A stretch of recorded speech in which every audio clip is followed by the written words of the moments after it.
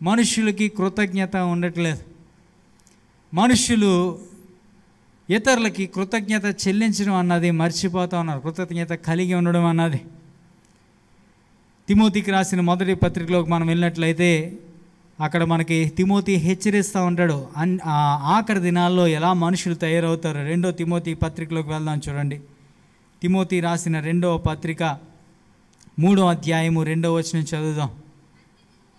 అంచె దినములలో, మైక్ ఉంది ఇక్కడ తీసుకోండి సిస్టర్. అంచె దినములలో అపాయకరమైన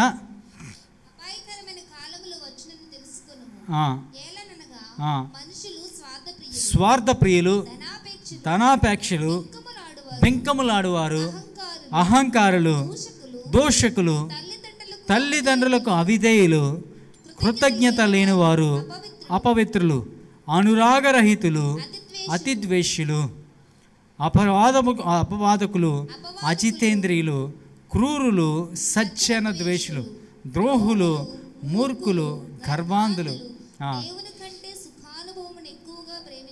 పైకి భక్తి గల వారిగా ఉండి దాని శక్తి ఆశ్రయించిన వారు. అంచె దినాల్లో మనుషులకు ఉండే జబ్బులు, ఆత్మీయమైన జబ్బులు ఒక్కొక్కటి వివరిస్తూ వాటన్నిటిలో మధ్యలో పెట్టాడు. ఏంటంట? మనుషులు కృతజ్ఞత లేనివారు, కృతజ్ఞత లేనివారు. ఈరోజు బాంధవ్యాలు చెడిపోవడానికి కారణం ఏంటంటే కృతజ్ఞత లేని తనము.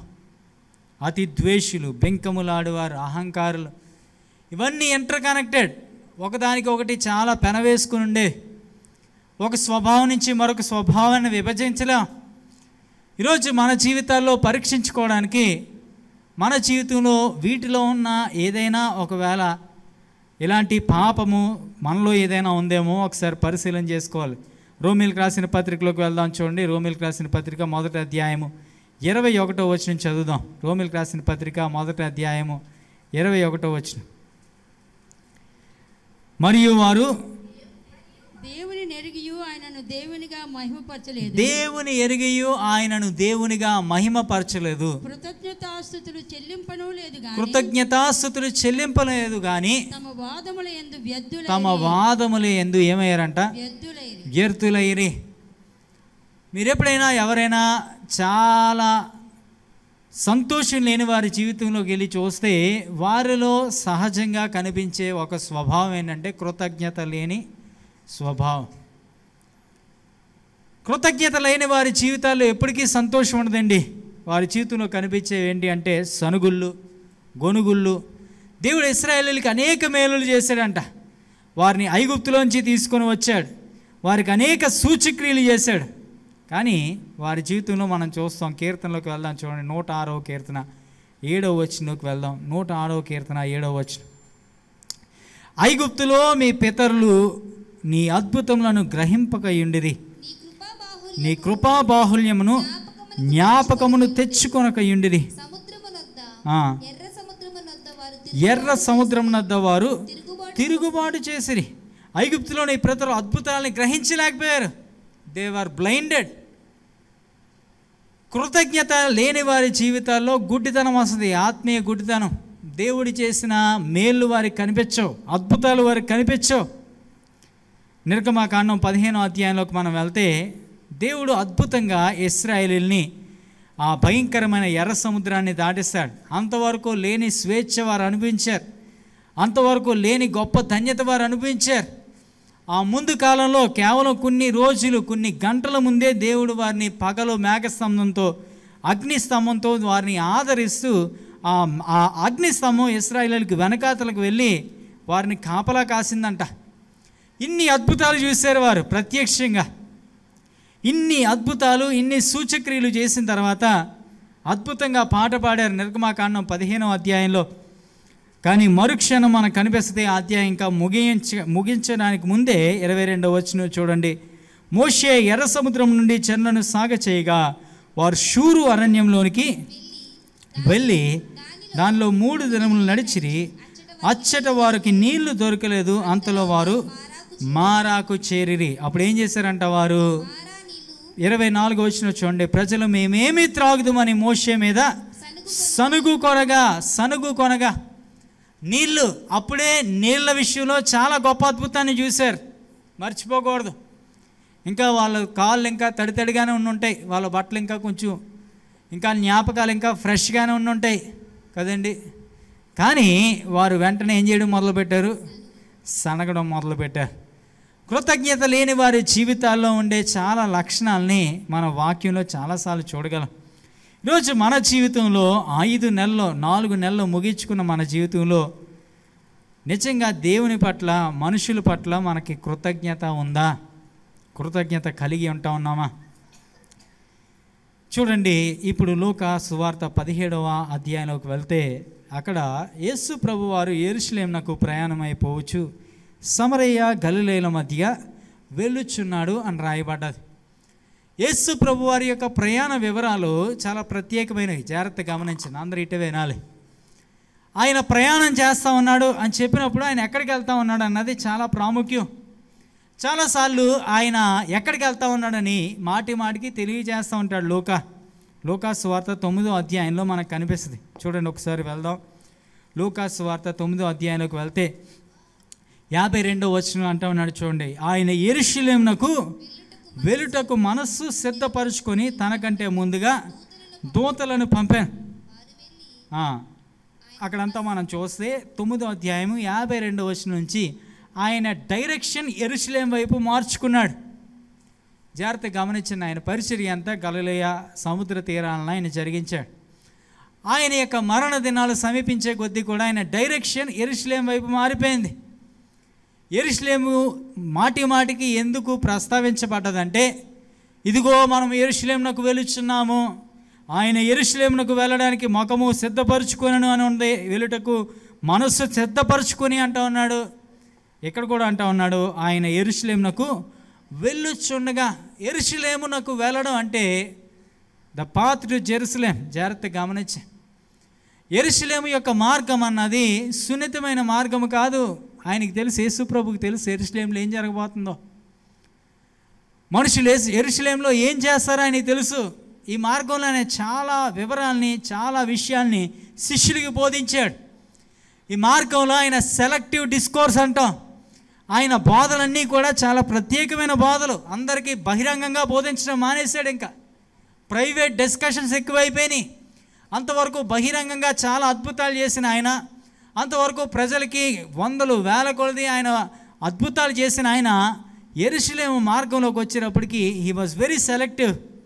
ఆయన మాట్లాడిన మాటలు కానీ, ఆయన చేసిన బోధలు కానీ, ఆయన ఎంచుకున్న మనుషులు కానీ చాలా సెలెక్టివ్గా కేవలం కొద్ది మంది అయిన శిష్యులతో ఎక్కువ సమయాన్ని గడపడానికి ఆయన ఇష్టపడ్డాడు. ఏది జరిగినా, ఏది చేసినా శిష్యుల కోణంలోనే ఆయన జరిగించాడు. ఎందుకంటే ఆయనకి తెలుసు, కొన్ని రోజుల్లో యెరూషలేం వెళ్ళబోతున్నాం, యెరూషలేంలో ఆయన ఏం చేయబోతా ఉన్నారు? ఆయన్ని సిలువ వేయబోతా ఉన్నారు. ఎలాంటి మనుషులు సిలువ వేయబోతా ఉన్నారు? పాపులు సిలువ వేయబోతున్నారు. ఆయన అపహాస్యం చేయబోతూ ఉన్నారు. ఆయన ఎవరికైతే మేలులు చేశారో వారే తిరిగి ఆచరణలే యేసు ప్రభువుని సిలువకు అప్పగించబోతూ ఉన్నారు. ఈ సిలువ నీడలో జరుగుతున్న కార్యం ఇది. ఆయన యెరూషలేమునకు ప్రయాణమైపోవచ్చున్నాను, యెరూషలేమునకు ప్రయాణమైపోవచ్చున్నాను. ఆయన వెళ్తూ ఉన్నప్పుడు సమరయ గ్రామం గుండా వెళ్తూ ఉన్నాడంట. సాధారణంగా గ్రామం బయటకి అనారోగ్యంతో, ప్రత్యేకంగా శారీరక వ్యాధులతో బాధపడుతున్న వాళ్ళు, శరీరపరమైన రుగ్మతల్ని అనుభవిస్తూ ఉన్నవారు, అంటే స్కిన్ డిసీజెస్ లేకపోతే చర్మ వ్యాధులతో బాధపడేవారిని ఊర్లోంచి బయటికి వెలివేసేవారు. కేవలం కుష్ఠ వ్యాధి అన్నదే కాదు, కానీ చర్మానికి సంబంధించిన ఏ వ్యాధి అయినా సరే అంటు వ్యాధిగా పరిగణించే దినాలు అవి. కుష్ఠ వ్యాధి అయితే ఇంకా మాటల్లో చెప్పలేని భయంకరమైన దినాలు. ఈ రోజుల్లో మనం ఎయిడ్స్ వ్యాధిగ్రస్తుల గురించి ఎలా అయితే మనం చూస్తామో, ఆ రోజుల్లో కుష్ఠ వ్యాధి అన్నది అంతకంటే భయంకరంగా పరిగణించబడేది. అలాంటి చర్మ వ్యాధి, అదేం వ్యాధో మనకి పూర్తిగా తెలియదు, కానీ మొత్తానికి వారు అపరిశుద్ధులు, వారు గ్రామంలోంచి బయటికి వెళ్ళగొట్టబడినవారు. వారిని జబ్బు ఒకటి చేసింది, సమస్య ఒకటి చేసింది. ఎప్పుడైనా ఒకవేళ గవర్నమెంట్ హాస్పిటల్లో కానీ మీరు వెళ్తే అక్కడ ఎక్కడ లేని ఐక్యత ఉంటుంది కదండి, ఉంటుందా? చూసారు ఎప్పుడైనా? హాస్పిటల్లో జనరల్ వార్డులోకి వెళ్ళి చూస్తే ఎక్కడ లేని ప్రేమాప్యాయతలు ఉంటాయి కదా. అక్కడ భాష, జాతి, రంగు, కుల, మత భేదాలు ఏముండవు అక్కడ. నేను పెద్ద కులస్తుని, నేను ఒక చిన్న కులస్తుడు ఏం కాదు. యాక్సిడెంట్ అయ్యి ఒక వ్యక్తిని కానీ ఒకవేళ ఎమర్జెన్సీ తీసుకుని వెళ్తే డాక్టర్ గారు మీకు ఏ కులం అండి అని అడగడాయన, అడుగుతాడా? పెళ్లి సంబంధం అయితే కులాలు గుర్తు వస్తాయి, రక్తం కావాల్సి వస్తే కులం గుర్తు వస్తుందా? గుర్తురాదు. అక్కడ వైద్యం కావాలి. సమస్య అన్నది మనసుని ఏం చేస్తుంది? దగ్గర చేస్తుంది. చీకటి అన్నది పాఠాలు నేర్పిస్తుంది. మనందరి జీవితంలో కష్టతరమైన పరిస్థితులు గుండా మనం వెళ్తాం. కొన్నిసార్లు క్లిష్టతరమైన పరిస్థితులు గుండా వెళ్తాం. ఆర్థిక సమస్యలు. ఏమండి, సమస్యలు గుండా వెళ్తున్న వారిని అడగండి, వారికి కావాల్సింది ఏంటంటే సహాయం కావాలి కాదా? సహాయం కావాలి. ఎటు నుంచి సహాయం వచ్చినా వెంటనే ఆర్థిస్తారు. ఎవరన్నా ఆదుకునే వాళ్ళు ఉన్నారా? ఎవరన్నా సహాయం చేసే వాళ్ళు ఉన్నారా? వీరు గ్రామంలోంచి బయటికి వెళ్ళగొట్టబడ్డారు. లేవియ కాండము 13వ అధ్యాయము 45, 46 వచనాలు చదువుదాం చూడండి. లేవియ కాండం 13వ అధ్యాయం 45, 46 వచనాలు చదవండి ఎవరైనా. వారు ఏం చేయాలంట? కుష్టి వ్యాధిగ్రస్తులు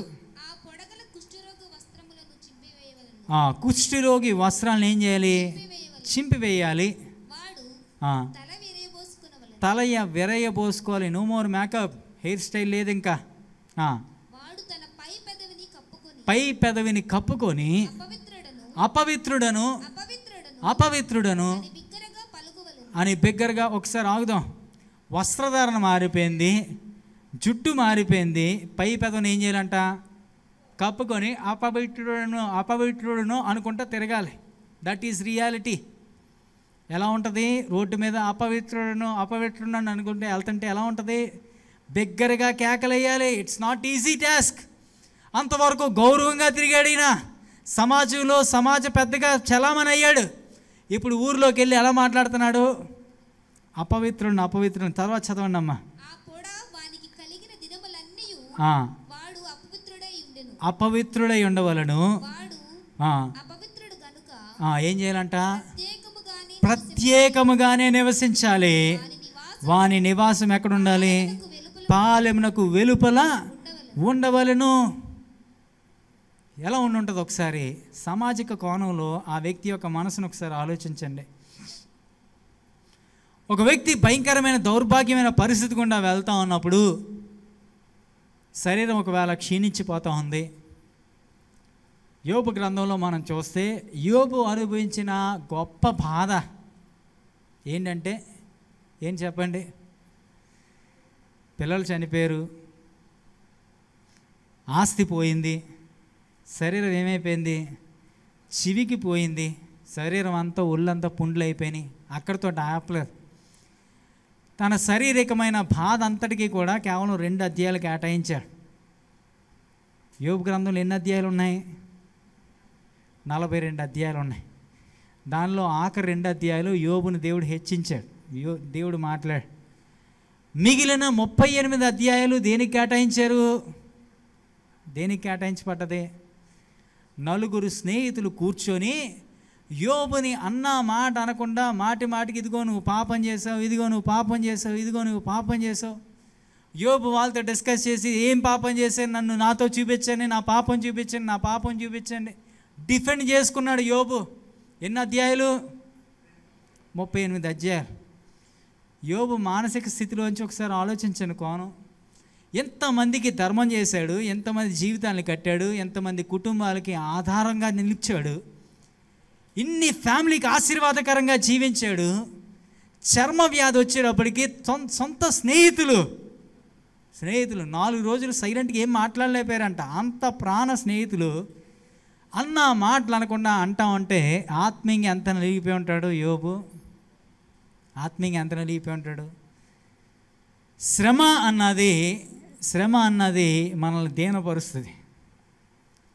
దుఃఖం అన్నది మనల్ని సరిచేస్తుంది. కష్టం అన్నది మనల్ని దగ్గర చేస్తుంది. ఈ యొక్క కుష్ఠరోగుల పరిస్థితి ఎలా ఉండుంటుంది? వీరికి జాతి, మత, కుల భేదాలు ఏం లేవు. బహుశా ఆ వీధి నుంచి కొత్తగా కుష్ఠరోగి వచ్చి ఉంటాడు. వచ్చినప్పుడు వాళ్ళందరూ కూడా బహుశా దగ్గర తీసుకొని, బ్రదరు మీ చరిత్ర ఏంటో చెప్పండి, మీ కథ ఏంటో చెప్పండి, మీ ఫ్యామిలీ ఏంటో చెప్పండి.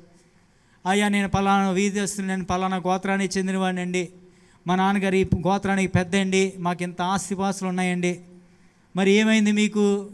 ఏమో సార్ చిన్న పుండులా వచ్చిందండి, ఆ పుండు కాస్త పెద్దదవుతుందండి, ఆ పొడ కాస్త పెద్దదవుతుందండి, నేను వెళ్ళి యాజకుని కనబరుచుకున్నానండి, ఆ యాజకుడు నన్ను చూశాడు సార్, చూసి ఇందులో చాలా తేడా ఉందండి, మీరు ఏడు దినాలు ప్రత్యేకంగా ఉండమని చెప్పాడు. మళ్ళీ 7 రోజులు అయిన తర్వాత నేను మళ్ళీ వెళ్ళాను యాజకుని దగ్గరికి, అది ఇంకా పెద్దదైపోయింది, నన్ను కుష్టి వ్యాధిగ్రస్తుగా పరిగణించారండి, నేను వీధిలోకి వెళ్ళి అపవిత్రుని అనుకుంటా వీధిలోంచి బయటకు వచ్చాను సార్. మీ భార్య ఎలా ఉందండి? ఏమో తెలియదండి. మీ పిల్లలకి పెళ్ళిళ్ళు అయినాయా అండి? ఇంకా లేదు సార్. మరి ఏంటి మీ పరిస్థితి? మీ బాధ ఏంటండి? ఒక్కొక్కరు ఒక్కొక్క కథ చెప్పుకుంటూ ఉన్నారు, ఒక్కొక్కరు ఒక్కొక్క కథ చెప్తున్నారు. గోత్ర భేదం లేదు, వారు జాతి భేదం లేదు, సమరేయుడు యూదుడు అన్న భేదం లేదు, అందరూ ఒకటైపోయారు, అందరూ ఒకటైపోయారు. మనసులు కలిసిపోయినాయి. సమస్య మనసులు కలుపుతుందండి, కానీ నిజమైన కృతజ్ఞత అన్నది సమస్య తీరిపోయిన తర్వాత ఉండాల్సింది. సమస్య ఉన్నంతకాలం ప్రతి ఒడికి కృతజ్ఞత ఉండదా? ఏమండి, చిన్న బిస్కెట్ ముక్కేస్తే వెంటనే ఎంత సహాయం చేశారండి మీరు అంటే. ఆపదలు ఉన్నవాడికి, వాడికి ఆపదలు ఉన్నప్పుడు వాడికి ఏదో కొంచెం 10 రూపాయలు వేస్తే అబ్బా చాలా కృతజ్ఞత ఉంటుంది. మనం కూడా అంతే కదా, కష్టంలో ఉన్నప్పుడు ఎవరైనా ఒక మేలు చేస్తే అబ్బా దేవుడు ఎంత గొప్ప కార్యం చేశాడండి మా జీవితంలో. చిన్ని మేలు కూడా మనం ఏం చేస్తూ ఉంటాం? లెక్కించుకుంటూ ఉంటాం, జ్ఞాపకం చేసుకుంటూ ఉంటాం. ఈ కుష్టి వ్యాధిగ్రస్తులు చూడండి ఒకసారి, ఈ 10 మంది కుష్టి రోగులు ఆయన యొద్దకు వచ్చి ఏం చేశారంట? దూరంగా నిలిచారు. ద రియాలిటీ, ఈ 10 మంది కుష్టి వ్యాధిగ్రస్తులు కలిసి వచ్చారు కదా, దూరంగా వచ్చారా? ఒకటి తర్వాత ఒకడు వచ్చాడా? ఎవడో ఒకటి చెప్పుంటాడు, బహుశా అప్పుడే ఫ్రెష్గా వచ్చినోడు వచ్చి ఉంటాడు, బహుశా 10 మంది కుష్ఠరోగులు ఎవడో ఒకడు, వాడు కూడా చూసుంటాడు యేసుప్రభు ఎవరినో స్వస్థపరచడం, లేకపోతే వాడు కూడా వినుంటాడు పలానా చోట యేసు ప్రభు కుష్టి వ్యాధిగ్రస్తుని ముట్టి స్వస్థపరిచాడని. మార్కు సువార్తలోకి వెళ్దాం చూడండి. మార్కు సువార్త మొదటి అధ్యాయం 40వ వచనం చదువుతున్నాను. ఒక కుష్ఠరోగి ఆయన ఎదుటకు వచ్చి ఆయన ఎదుట మోకాళ్ళుని, అయ్యా నీకు ఇష్టమైతే నన్ను శుద్ధినిగా చేయగలవని ఆయనతో చెప్పి ఆయనను వేడుకొనగా ఆయన ఏమంటా ఉన్నాడు? ఆయన కనిపెరపడి చేయి చాపి వానిని ముట్టి నాకిష్టమే, నీవు శుద్ధుడు కమ్మని వానితో. యేసు ప్రభు యొక్క ప్రత్యేకత ఇదండి, ఆయన సమస్యలతో సంబంధం లేదు. నువ్వు నా దగ్గరికి రా, నేను నీకు సహాయం చేస్తాననే రకం కాదు ఆయన. నువ్వు అక్కడే ఉండు, నేనే వస్తాను. ఎవడు వెళ్తాడండి కుష్టి వ్యాధిగ్రస్తుడి దగ్గరికి? వెళ్తారా? ఎవరైనా వెళ్తారా కరోనా పేషెంట్ దగ్గరికి? పొరపాటున వెళ్ళి సహాయం చేస్తారా? ఆ మాటకు వస్తే కరోనా పేషెంట్ భూస్థాపన కార్యక్రమానికి కూడా ఎవరు రాను. వెళ్తారా అండి? భయం ఏమైపోతుందో దూరం నుంచి చూడడానికి కూడా ఎవరు సాహసం చేయరు. చేస్తారా? చేయరు. That is reality. కరోనా మనకు ఒక చిన్న పిక్చర్ చూపించింది కుష్టి వ్యాధిగ్రస్తుల యొక్క నిజమైన పరిస్థితి. నేను ముంబై వెళ్ళినప్పుడు అక్కడ ఒక పాస్టర్ గారు చెప్తా ఉన్నారు, చాలా పెద్ద సంఘం, అది చాలా పెద్ద సంఘం. ఆ సంఘానికి ఇంచుమించుగా 150 సంవత్సరాల చరిత్ర ఉంది. ఆయన కూడా నాతో పాటు చదువుకున్నాడు, బిషప్. ఆయన చెప్తున్నప్పుడు నేను అడిగాను ఆయనతోటి, అయ్యా మీరు ఎదుర్కొన్న ఛాలెంజింగ్ విషయం ఏంటి? ఛాలెంజింగ్ విషయం ఏంటంటే కరోనా బ్రదర్ అని చెప్పాడు. ఏంటి కరోనా అంటే? కరోనా సమాధి చేయడం అన్నది మొత్తం అందరూ నన్ను వ్యతిరేకించారు, అందరూ నన్ను చాలా వ్యతిరేకించారు, నేను ఒక్కడిని నిలబడ్డాను, నాకు ఎవరు సపోర్ట్ లేరు. ఆ రోజుల్లో ఒక విశ్వాసి కరోనాతో చనిపోతే నా చేతులతో నేనే సమాధి చేయించానని చెప్పి సమాధి చూపించాడు. సమాధి చూపించి ఇప్పుడు నాకు ఇంకో ఛాలెంజ్ ఉందండి, ఇప్పుడు నాకు ఇంకో ఛాలెంజ్, ఇది లాస్ట్ ఇయర్ నవంబర్లో చెప్పి. ఏంటి బ్రదర్ ఆ ఛాలెంజ్ అంటే, అక్కడ స్థలాలు ఉండవు కదా, ఇప్పుడు మళ్ళీ తిరిగి సమాధి చేయాలంటే ఏం చేయాలి? ఈ సమాధి అవ్వాలి. ఈ కుటుంబంలో ఎవరైనా ఒకవేళ కానీ చనిపోతే మాకు గత్యంతరం లేదు, అదే సమాధిని మళ్ళీ తవ్వాలి. అది 3 సంవత్సరాలు అవ్వనివ్వండి, 5 సంవత్సరాలు అవ్వండి, మళ్ళీ ఏం చేస్తారు ఈ సమాధిని?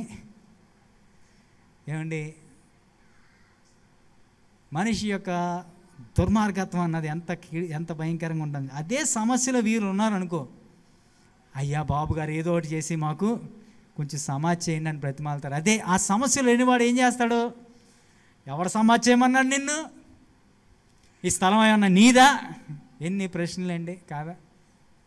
ఆయన చెప్తూ అంటూ ఉన్నాడు, మనుష్యులకి కృతజ్ఞత ఉండదు సార్. ఎవరైతే మన పక్షాన్ని నిలబడతాం అనుకుంటారో వారు నిలబడరు.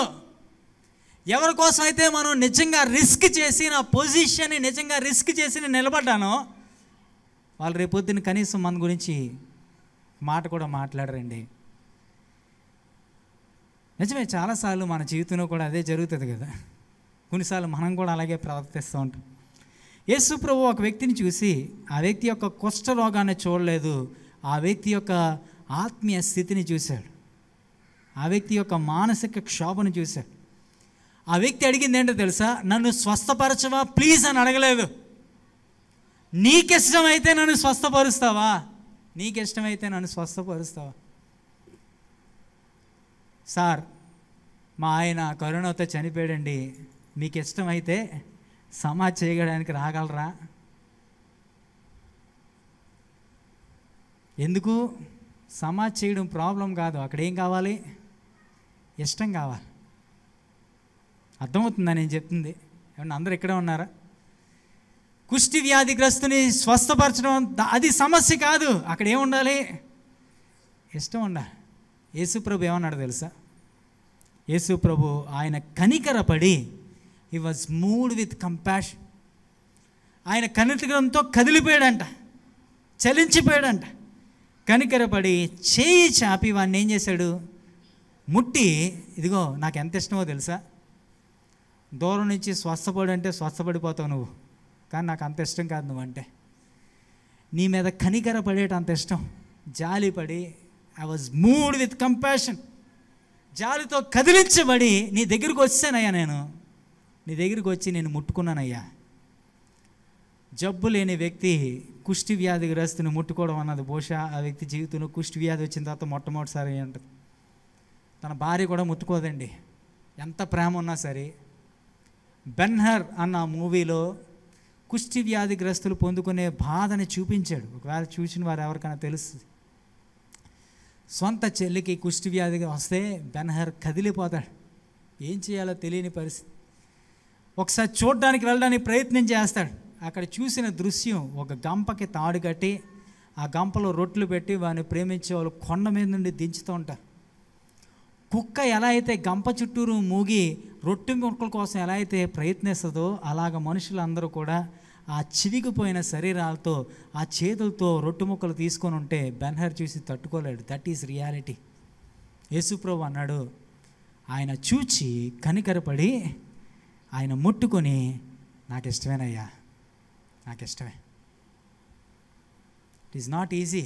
ఈ కుష్టి వ్యాధిగ్రస్తుల కోణంలో మనం పరిస్థితిని చూస్తే మనకు అర్థమవుద్ది. మానసికంగా వారు యేసు ప్రభుని అంత కేకలేసి ఎందుకు అడుగుతున్నారు వారికి అర్థమవుతుంది, మనకు అర్థమవుద్ది.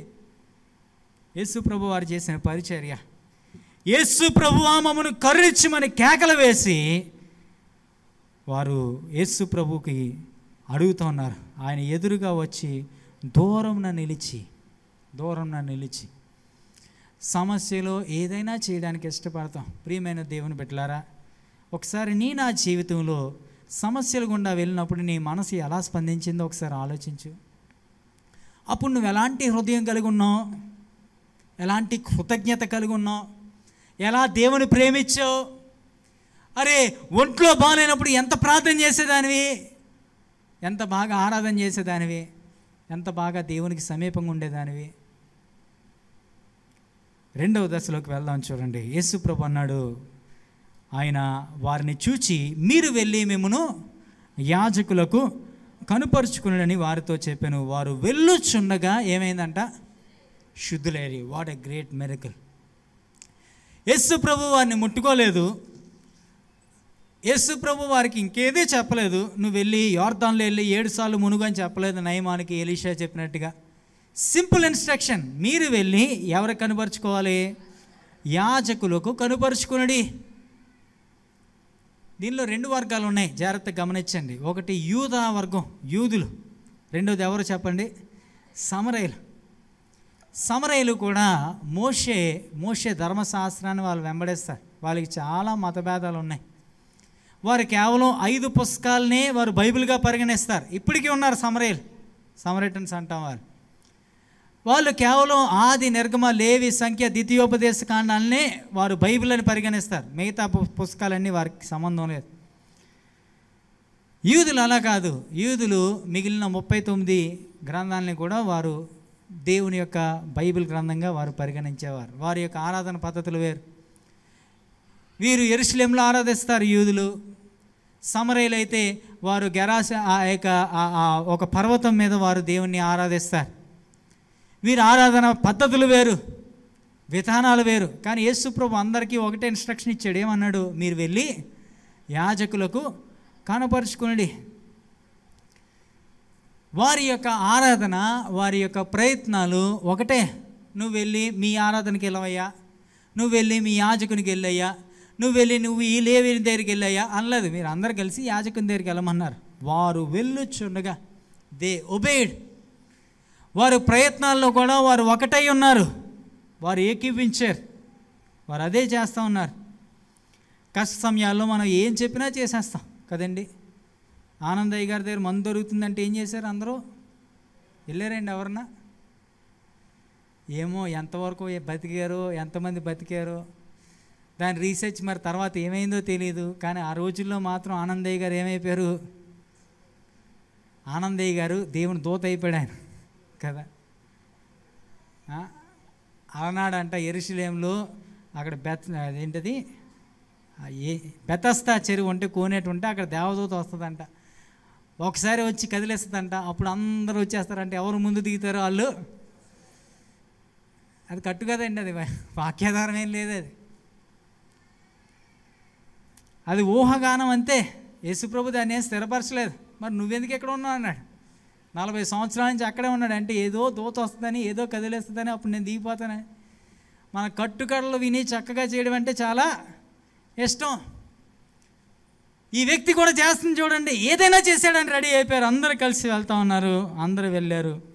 వారు వెళ్ళుచుండగా ఏమయ్యారంట? శుద్ధులైరి. నువ్వు నేను ఒకవేళ కానీ అదే స్థితిలో ఉంటే మనం ఎలా స్పందిస్తాం? అది ప్రశ్న. యెరూషలేం మార్గంలో ఈ కుష్టు వ్యాధిగ్రస్తులు కాదు మనకి మెయిన్ ఇంపార్టెంట్. వాళ్ళ పేర్లేంటి, వాళ్ళు ఎంతకాలం నుంచి కుష్ఠరోగంతో గడుపుతున్నారు, వాళ్ళ తర్వాత ఏం ఉద్యోగాలు చేసుకున్నారు, దట్ ఈస్ నాట్ ఇంపార్టెంట్. ఆ కుష్టి వ్యాధిగ్రస్తులో 10 మందిలో నువ్వుంటే నువ్వు ఎలా స్పందిస్తావు? అదే సిచ్యువేషన్ నీకుంటే నువ్వు ఎలా స్పందిస్తావు? ఉద్యోగం లేనంతకాలం దేవుని దగ్గరికి వచ్చావు, ఉద్యోగం వచ్చింది, నీకు మీటింగ్లు అవ్వకముందే ఉద్యోగం వచ్చింది, ఎలా స్పందిస్తావు? పిల్లలు లేరు అని చెప్పి చాలా కాలంగా ఉపవాస ప్రార్థనలు చేస్తున్నావు. నువ్వు ప్రార్థనలు ముగించకముందే దేవుడు నీకు ప్రెగ్నెన్సీ టెస్ట్లో పాజిటివ్ ఇచ్చాడు, ఎలా స్పందిస్తావు? నీ అప్పు తీరట్లేదని చాలా చాలా చాలా చాలా ప్రార్థనలు చేయించుకున్నావు, దేవుడు అద్భుతం చేశాడు, రుణమాఫీ అయిపోయింది, నీకు ఎలా స్పందిస్తున్నావు? అది ఇక్కడ సబ్జెక్ట్. వీరిలో 10 మంది శుద్ధులయ్యారంట. వారిలో ఒకడు తనకు స్వస్థత కలుగుట చూచి గొప్ప శబ్దముతో దేవుని మహిమపరచుచు తిరిగి వచ్చి ఆయనకు కృతజ్ఞతాస్తుతులు చెల్లించుచు ఆయన పాదముల ఎదుట సాగిలపడెను. వాడు సమరయుడు. ఎన్ని విశేషాలు చెప్పాడో జాగ్రత్తగా గమనించండి. వారిలో ఒకడు ఇమీడియట్గా ఏం చేశాడంట? వానికి స్వస్థత కలుగుట చూచి, he would able to sense the healing. తనకి స్వస్థత కలగడానికి ఎక్స్పీరియన్స్ చేశాడు. అంటే హీ ఈజ్ వెయిటింగ్. తన విశ్వాసం ఉంది, ఆ విశ్వాసంతో ఎదురు చూస్తున్నాడు. యేసు ప్రభు వెళ్ళమని చెప్పాడు, నేను వెళ్తుంటే నాకేం కలుగుతుంది? స్వస్థత కలుగుతుంది. He is expecting. Yesu Prabhu జీవితంలో ఆయన ఒక అద్భుతాన్ని ఎదురు చూస్తూ ఉన్నాడు. ఎదురు చూడడం మాత్రమే కాదు, అది అద్భుతం జరిగిన వెంటనే he could able to sense it. ఆయన ఎదురు చూచిన వెంటనే దాన్ని అనుభవించాడు.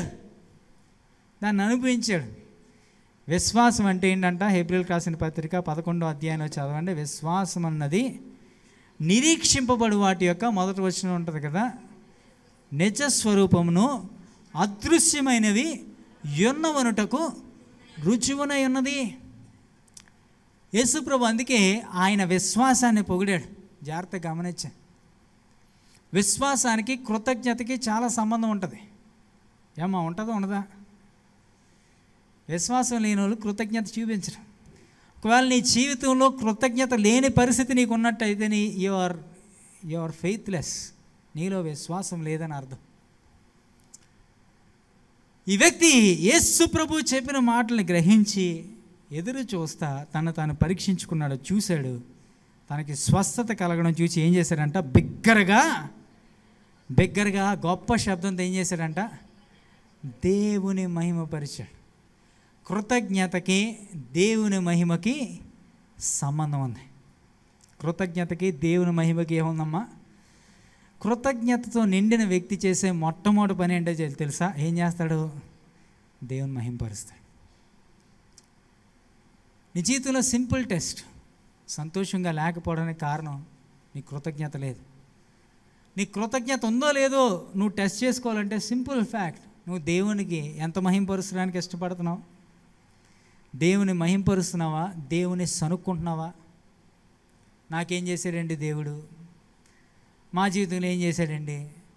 ఇంకా మా ప్రార్థన ఆలకించలేదండి, ఇంకా జవాబు ఇవ్వలేదండి, ఇంకా దేవుడు ఏం చేయలేదండి.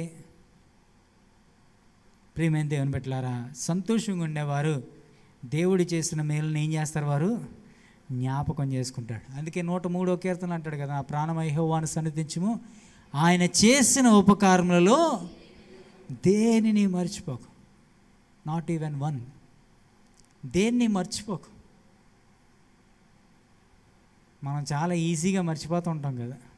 ఎప్పుడు మర్చిపోకుండా ఉంటామమ్మా మనం? చెప్పండి, ఎప్పుడు మర్చిపోకుండా ఉంటాం? ఎప్పుడు మర్చిపోకుండా ఉంటాం? చెప్పండి. కృతజ్ఞత కలిగినప్పుడు మర్చిపోకుండా ఉంటాం. ఇంకెప్పుడు మర్చిపోకుండా ఉంటాం? పదే దాన్ని జ్ఞాపకం చేసుకున్నప్పుడు మర్చిపోం. ఇంకెప్పుడు చెప్పమంటారా? పదే దాని గురించి చెప్పినప్పుడు మర్చిపోం. నలుగురికి చెప్తున్నావు అనుకో, ఏమవుతాం? మర్చిపోం. నువ్వు చెప్తున్నప్పుడు ఏదో వాడుగ్గా ఏదో చెప్పాలి కదా అన్నట్టు చెప్తున్నప్పుడు కాదు, నీ ఇమోషన్స్తో ఒకవేళ కానీ నిజంగా ఫీల్ అయ్యి చెప్తున్నావు అనుకో, ఏమవుతామ్మా అప్పుడు? మర్చిపోతావు. కొంతమంది సాక్ష్యం చెప్తున్నప్పుడు వాళ్ళ ముఖాలు వెలిగిపోతూ ఉంటాయి.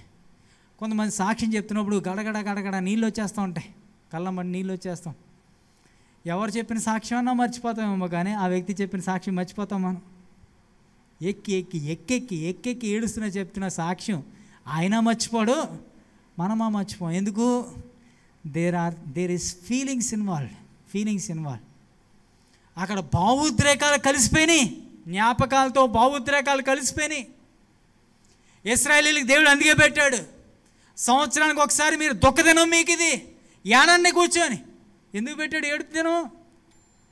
ఏంటి, ఎందుకు ఏడుపు దినం పెట్టాడు? మీ దుఃఖ దినాలను జ్ఞాపకం చేసుకొని మీ పిల్లలకి చెప్పండి, ఐగుప్తులో మేము బానిసల కింద ఉన్నాం, వీ వర్ స్లేవ్స్. ఈరోజు ఫ్యాన్లో ఏసీ గాలి కింద మేము చాలా చక్కగా సుఖంగా ఉన్నాం కదా. ఒకనొక దినాన్న మా పితరులు బానిసలు సంఖ్యలు వేసుకొని కుక్కలాగా పనిచేసేవాళ్ళు. That's our reality. ఏడ్చి పిల్లలకి చెప్తుంటే ఆ దుఃఖ దినాలని జ్ఞాపకం చేసుకుంటుంటే they will always be filled with thanksgiving. వాళ్ళు కృతజ్ఞతతో నిండుంటారు. ఈరోజు సుఖాలు మరిగి మన గత జీవితం ఏంటో మర్చిపోయామో మనం. దావీదు అంటా ఉన్నాడు, నేను మిన్నిల్ని అంటాడు కదా, పురుగు లాంటి వాడిని అంటాడు కదా. ఎందుకు? రిమెంబర్డ్. తన గతం ఏంటో తన జ్ఞాపకం చేసుకున్నాడు. ఈ కుష్టి వ్యాధిగ్రస్తులు, వారి కుష్టి శరీరంలో కుష్టి పోయింది కానీ మానసికంగా ఆత్మీయంగా ఉన్న కుష్టి పోలేదు మిగతా 9 మందికి. They couldn't feel it, they couldn't sense it. చాలామంది యొక్క దురదృష్టం ఏంటంటే, అదృష్టం అంటారు, దీవెన అంటారు, అది చేతిలోకి వచ్చినా సరే వారు దాన్ని ఏం చేయలేరు? అనుభవించలేరు. ఇశ్రాయేలీయులంట మాకు పూరెళ్ళు కావాలని అడిగారంట. మాకు ఆకాశం నుంచి పూరీలు కురిపిస్తే దేవుడు వారికి మొత్తం పూరీలన్నీ నింపేశాడంట. ఒక్కొక్కటి తింటా తింటా తింటా తింటా. ఒకసారన్నా ఆగి, అబ్బా ఎంత గొప్ప దేవుడు ప్రభువా, ఇన్ని పూరీలు ఇచ్చావా ఒక్కసారిగా, ఎంత మాంసం ఇచ్చావా ఒక్కసారిగా ఆగి ఎవడైనా ఒకడైనా దేవుని కృతజ్ఞతలు చెల్లించాడండి? ఎవడైనా థ్యాంక్స్ చెప్పాడా?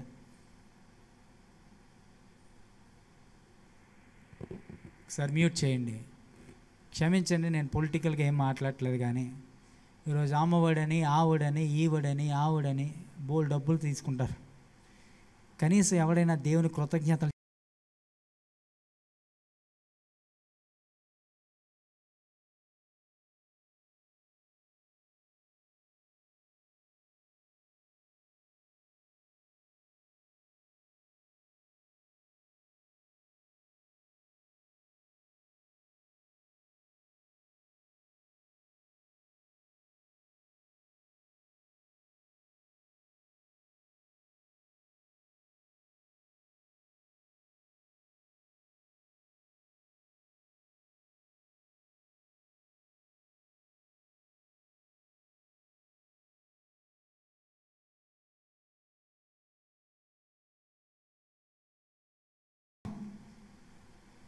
దేవా ఎంత సదుపాయం ఇచ్చావు ప్రభా, కాలు మీద కాలు వేసుకొని ఇంట్లో హాల్లో ఫ్యాన్ కింద కూర్చొని ఒక బటన్ నొక్కుతుంటే ఎవడో సంబంధం నేను నాకు భోజనం తీసుకొని వస్తున్నాడు ప్రభా.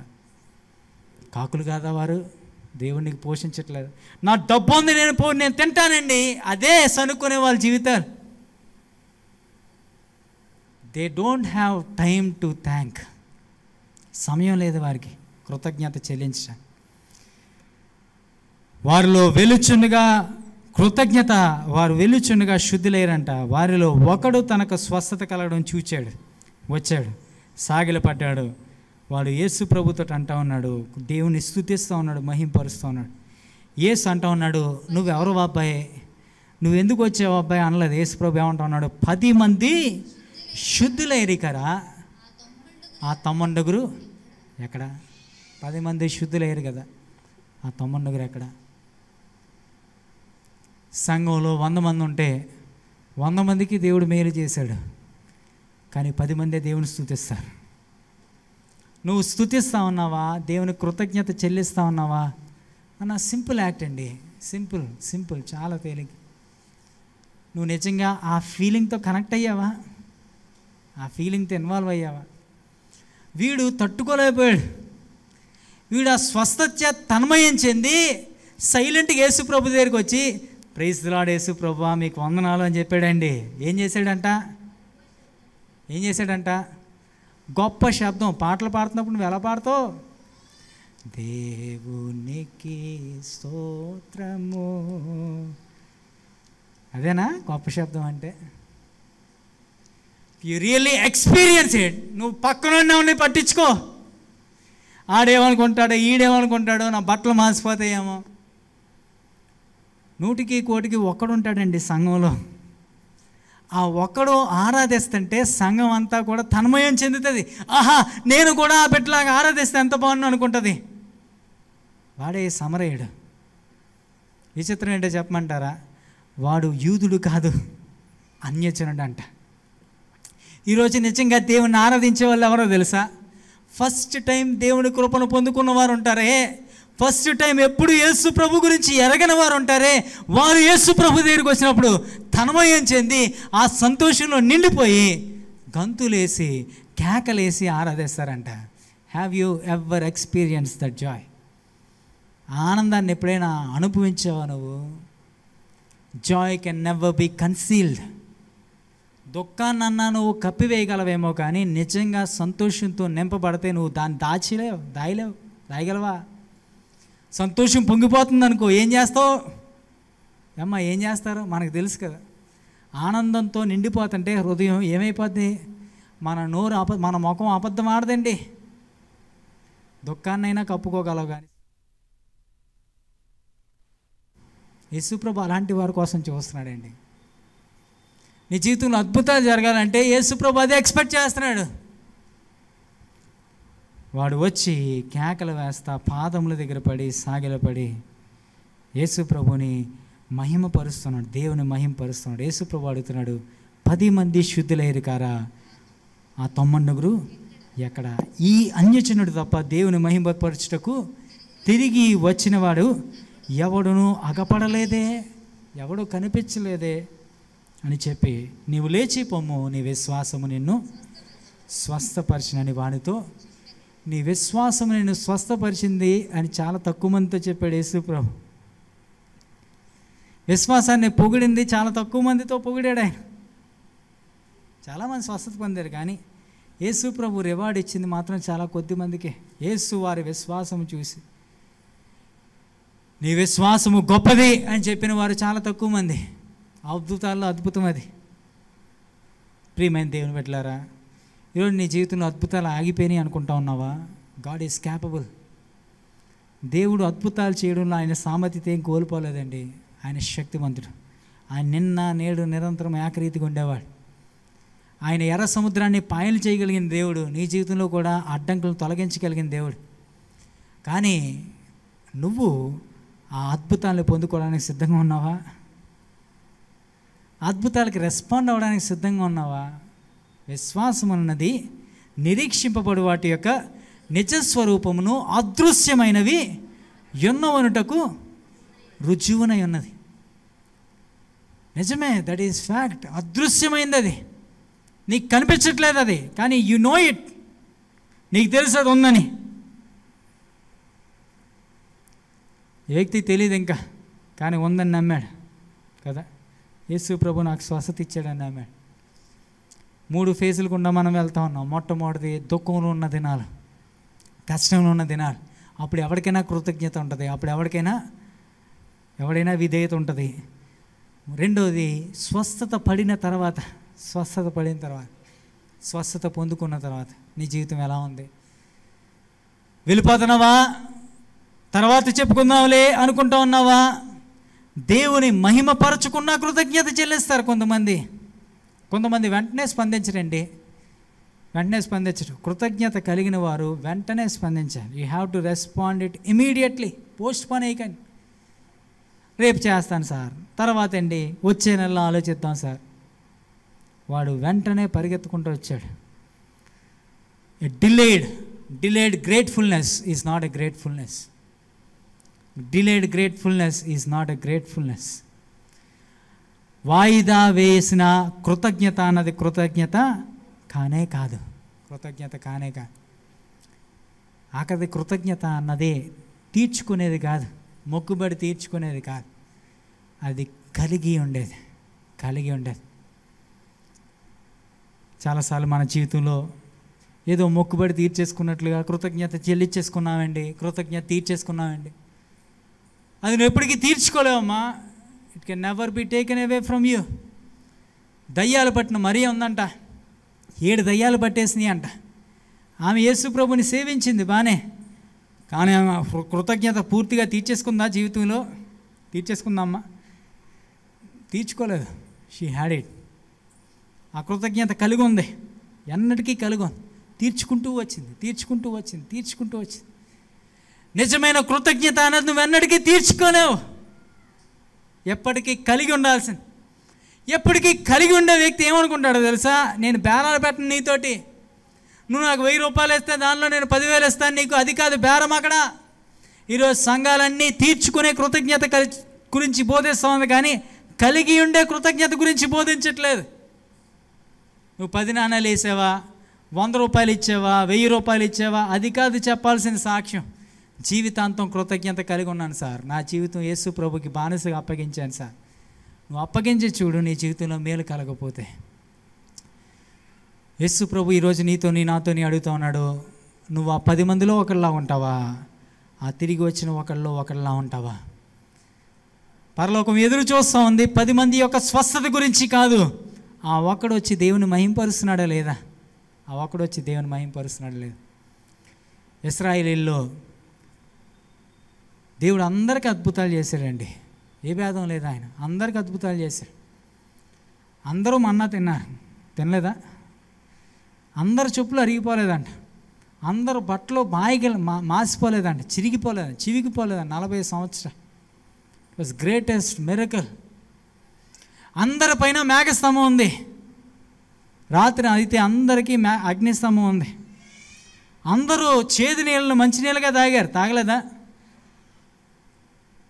ఒక రిపోర్ట్ పంపించమని 12 మందిని పంపించాడు మోషే. అందులో 2 వచ్చారండి. 2 వచ్చి మిగతా వాళ్ళందరూ సమస్యలు చూశారు, కష్టాన్ని చూశారు, పరిస్థితుల్ని చూశారు. కానీ 2 చూశారు, యెహోషువ, కాలేబు. వాళ్ళు ఏం చూశారు? అవకాశాలు చూశారు, పాసిబిలిటీస్ చూశారు, దేవుడు ఏం చేయగలడో చూశాడు, విశ్వాసంతో చూశారు. వారు కృతజ్ఞతతో నిండి ఉన్నారండి. 6 లక్షల మంది నాశనం అయిపోయారు. కేవలం 2 మాత్రమే వాగ్దాన భూమిలోకి ప్రవేశించారు. అద్భుతాలు పొందుకోవడంతో ఆగిపోకూడదు మన జీవితాలు. మేలులు చేసావు ప్రభా, నీకు వందనాలు అంతటితో ముగించిపోకూడదండి. నీ జీవితంలో వాగ్దానాలు పొందుకుంటా ఉన్నావా? పరలోకం నిన్ను అతిశయించేటట్టుందా నీ జీవితం? భూలోకంలో సంబరం చేసుకున్నావు మంచిదే, పరలోకం నీ గురించి ఎదురు చూస్తుందా? నీ కృతజ్ఞత గురించి. అందరు యాజకుని దగ్గరికి వెళ్ళారండి, అందరూ పడ్డారండి. కానీ యేసుప్రభు ఎదురు చూస్తూ ఉంది. కృతజ్ఞత కలిగి దేవుని మహిమపరుస్తున్నావా? దేవుడు మహిమ పొందాడా? నీకు దేవుడు చాలా మేలు చేశాడు, చాలా కార్యాలు చేశాడు. కానీ ఆ కార్యాల ద్వారా దేవుడు మహిమ పొందుతున్నాడా? దేవుడు నేను చాలా అద్భుతంగా స్వస్థపరిచాడు, కానీ ఆ స్వస్థత బట్టి దేవుడు మహిమ పొందుతున్నాడా? దేవుడు మహిమ పొందని స్వస్థత అన్నది స్వస్థత కాదండి. It was not a healing. అది అద్భుతమే కాదు. ఈరోజు ఎన్ని అద్భుతాలు నువ్వు దాటి వెళ్ళిపోతా ఉన్నావు, ఎన్ని అద్భుతాలు దాటి వెళ్ళిపోతావు. God is waiting for you. ఒకసారి తిరిగి వెనక్కి వచ్చి, ప్రభా నీకు వందనాలు ప్రభా, you have given me life. నీకు ఏది ఇచ్చాడో దేవుని దాన్ని ఒకసారి చూసి స్తుతించు. ఇంకా గొప్ప కార్యాలు చూస్తావు, ఇంకా గొప్ప అద్భుతాలు చూస్తావు. ఇక్కడ ఆగిపోవడం ఎందుకు? కానీ ఒకదాన్ని చూసుకొని నాకు ఇది దొరికేసింది కదా అని వెళ్ళిపోతావా?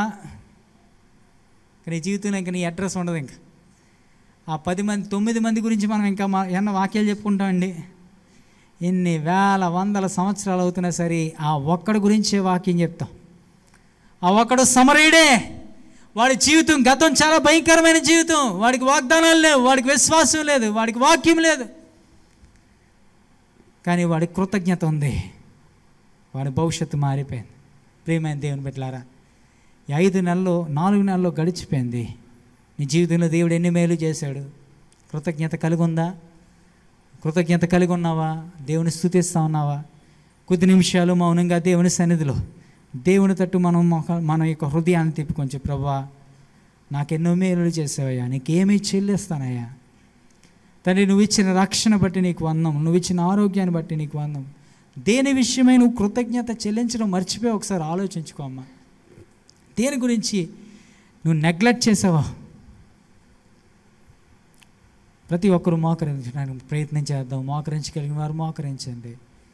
ఎవరు నిన్ను పట్టించుకోరు, ఎవరి గురించి ఆలోచించుకో. నువ్వు ఆ ఒక్కడిలో ఒక్కడిగా ఉండమ్మా.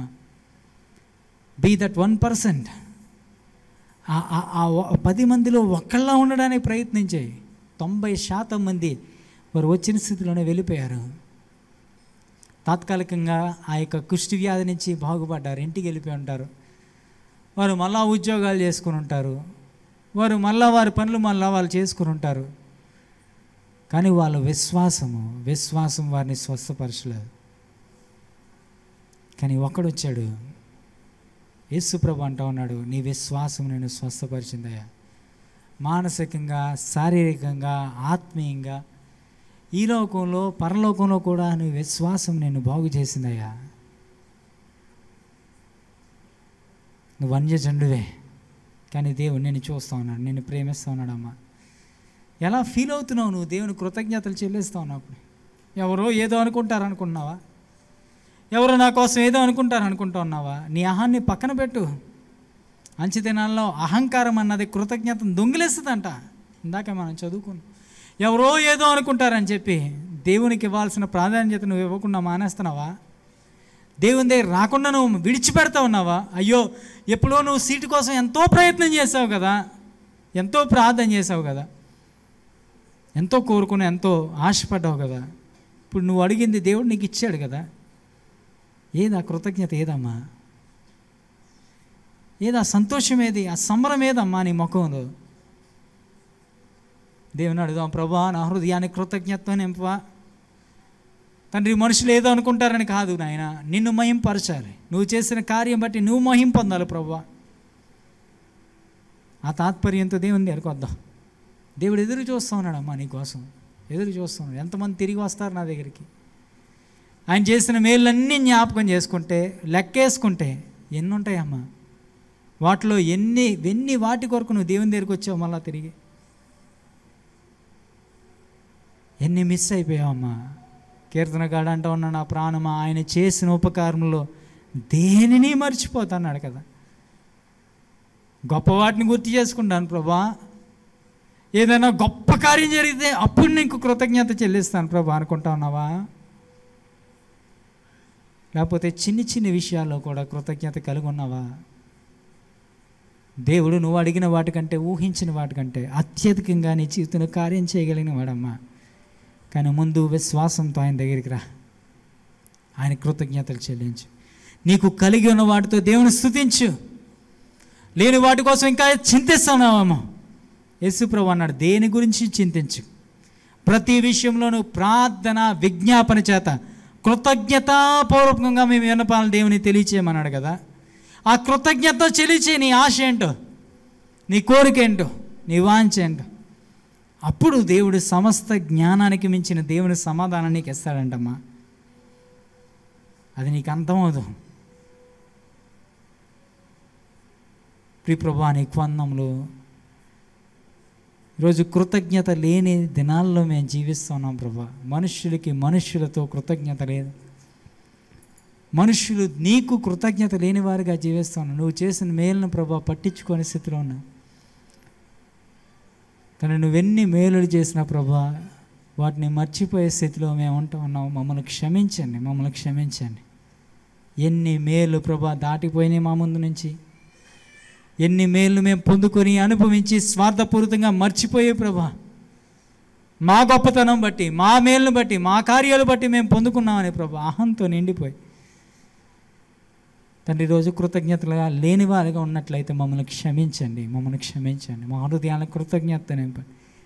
చిన్ని విషయాల పట్ల కూడా ప్రభా నేను ఈ కృతజ్ఞత చెల్లించే కృపను దయచేయండి నాయన. మీకు వందనములు స్తోత్రం. నేను పొందుకోవాల్సిన సంతోషాన్ని ప్రభా మీరు మాకు దయచేయండి. ఇచ్చిన వాక్యాన్ని మీరు దీవించండి, ఆశీర్వదించండి. ప్రతి వాంఛన ఎరిగిన దేవుడు నాయన తండ్రి, నిన్ను మహిమపరచులాగిన నీ కార్యాలను మా పట్ల జరిగించమని వేడుకొంచు. మీకే సమస్త మహిమ ఘనత ప్రభావం చెల్లించుకొంచు. యేసు నామమున అడిగి ప్రార్థించి వేడుకొంచున్నాం తండ్రి, ఆమేన్.